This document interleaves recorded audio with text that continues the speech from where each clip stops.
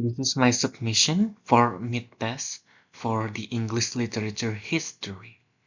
And so let's move on to the first chapter, that is the Anglo-Saxon chapter.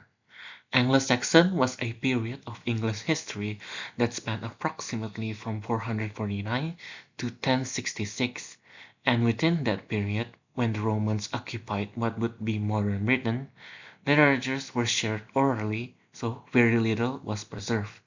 Anglo-Saxon itself came from the tribes of Angles and Saxons, which occupied the land after the Romans in the 5th century.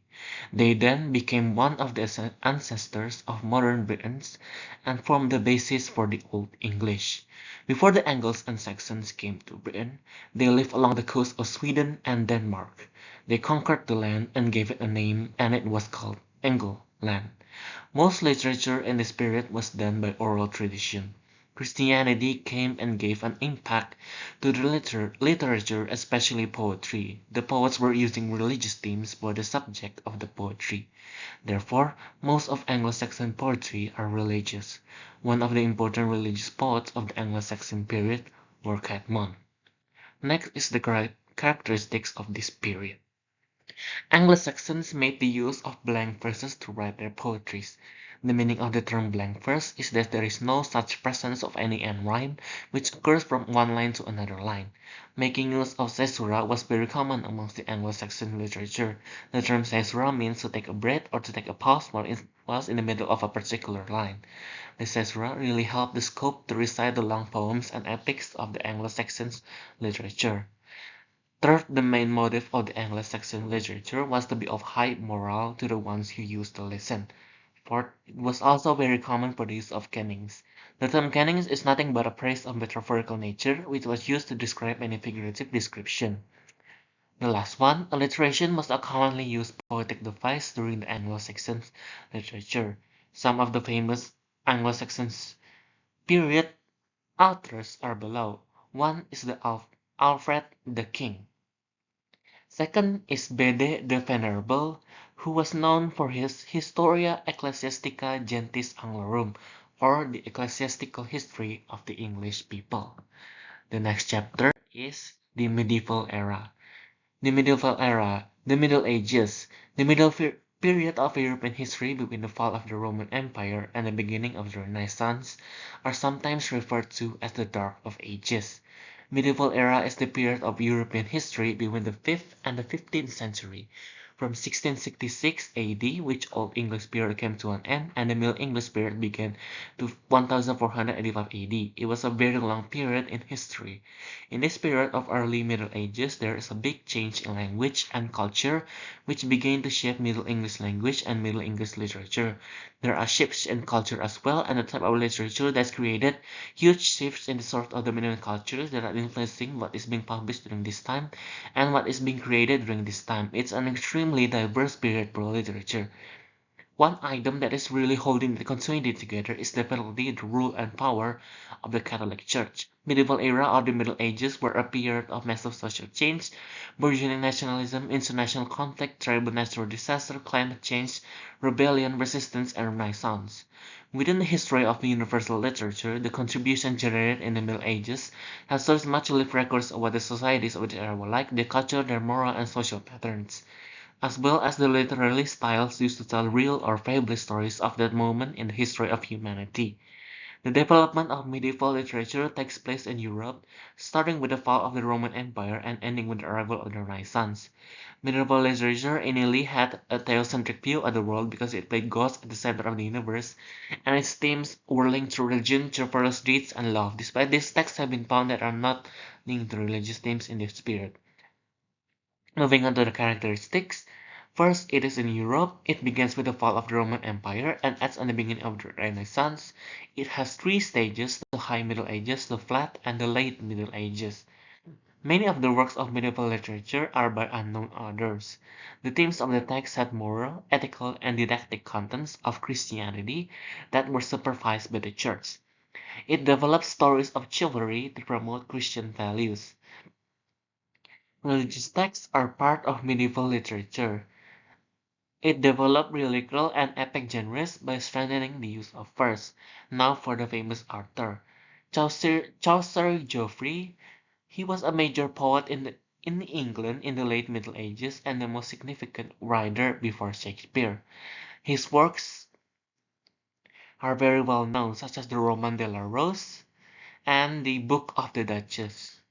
Um, the next one is Caxton William, who was a merchant and a writer who set up the first printing press in England in 1476.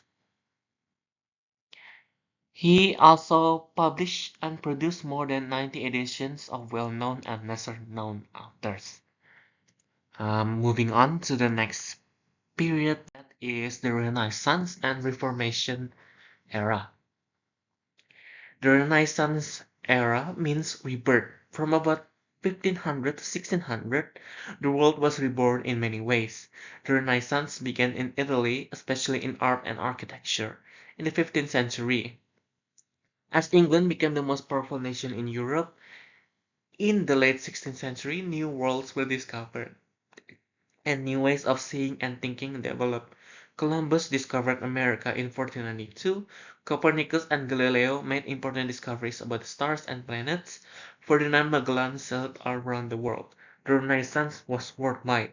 In England, there was an important change in religion and politics when King Henry VIII made himself the head of the Church of England, bringing church and state together. He cut all contact with the Catholic Church and the Pope in Rome, part of a reaction against the Catholic Church in many parts of Europe. Protestantism became more and more important and gave a whole new vision of man's relation with God. The king or queen became the human being on earth who was closest to God, at the head of the great chain of being which led down to the rest of mankind, animals, insects, and so on. The Dutch thinker Erasmus wrote of mankind as central to the world, and his humanist concern was the basis of most Renaissance thought. The characteristics for this period are 1. Social development, 2. Religious tolerance, 3. Sense of and feeling of patriotism, 4. Discovery, exploration, and expansion, 5. Influence of renovation, 6. Contradictions and set of opposition, 7. Political peace and stability. The famous authors from this era are 1. William Shakespeare, who was one of the greatest writers of English literature. He was an actor and a poet, but is best known for his plays. Some of his famous works are Hamlet, Romeo and Juliet, Midsummer Night's Dream, Twelfth Night, and Henry V. Second, Miguel de Cervantes. Miguel was a Spanish influential writer during the Renaissance. He wrote numerous plays and works of fiction, and one of his most influential pieces was Don Quixote de la Mancha. For the next period, that is the Revolution and Restoration era. The restoration of the Sword monarchy in the kingdoms of England, Scotland, and Ireland took place in 1660 when King Charles II returned from exile in continental Europe. The preceding period of the Protectorate and the Civil Wars came to be known as the Interregnum. The term restoration is used to describe the period of several years after, in which a new political settlement was established. It is very often used to cover the whole reign of King Charles II, which was from 1660 to 1685, and often the brief reign of his younger brother, King James II, which was from 1685 to 1688. In certain contexts, it may be used to cover the whole period of the later Stuart monarchs as far as the death of Queen Anne and the accession of the Hanoverian King George I in 1714. For example, Restoration comedy typically encompasses work written as late as 1710. During the Interregnum, England had been dominated by Puritan literature and the intermittent presence of official censorship.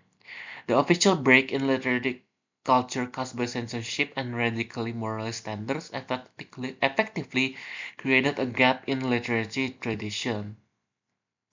Drama had developed the late Elizabethan theatre traditions and had begun to mount increasingly topical and political plays, for example, the drama of Thomas Middleton.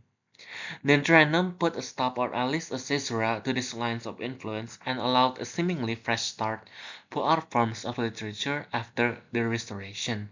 Some of the famous authors from this era are 1. John Dryden. John Dryden was considered as the king of Restoration literature and one of the most prominent literary figures of that period. He worked as an English poet, critic, and playwright. He was born in the year 1631 in Northamptonshire. Most of his famous works are The Tyrannic Love, Conquest of Granada, Aurangzeb, Absalom and Ahithophel. Other ones are Macflannel, Dramatic Poesy, Marriage a la Mode, and All for Love. The second one is Samuel Butler. The popular and powerful satirist of Restoration Age was Samuel Butler. Hudibras was one of the prominent satirical works of Samuel. A touch of Puritanism was seen in his satire work. Hudibras consists of elements of mock heroism, irony, witty epigrams, and buffoonery. His work includes The Way of Alflash, Erewhon, and Bravo. The next period, which is also the last period, is the 18th century. The 18th century in English literature has been called the Augustan Age, the Neoclassical Age, and the Age of Reason.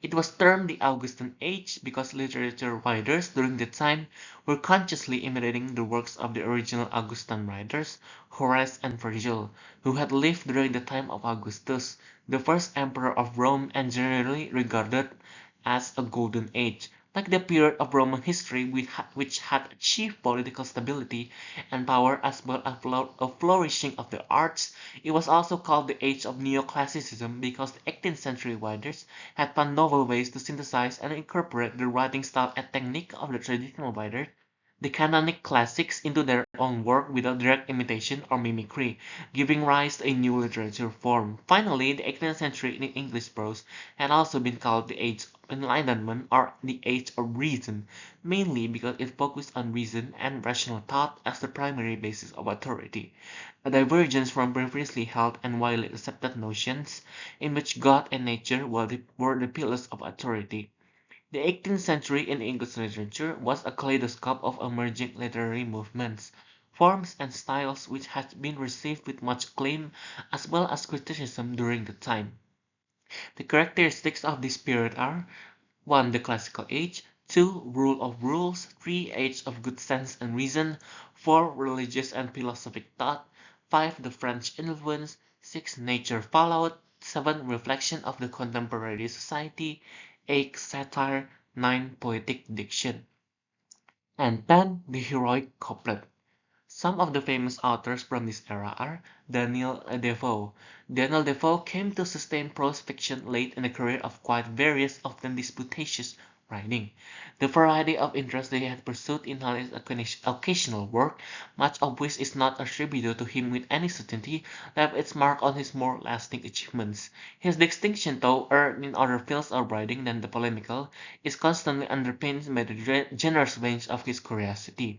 His major works are Moll Flanders, Captain Singleton, and Memoirs of a Cavalier, and many more.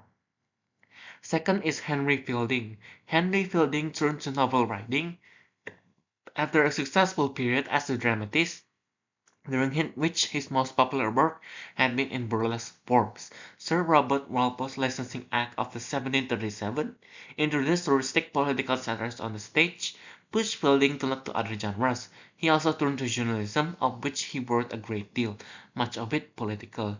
His entry into prose fiction had something in common with the burlesque model of much of his drama.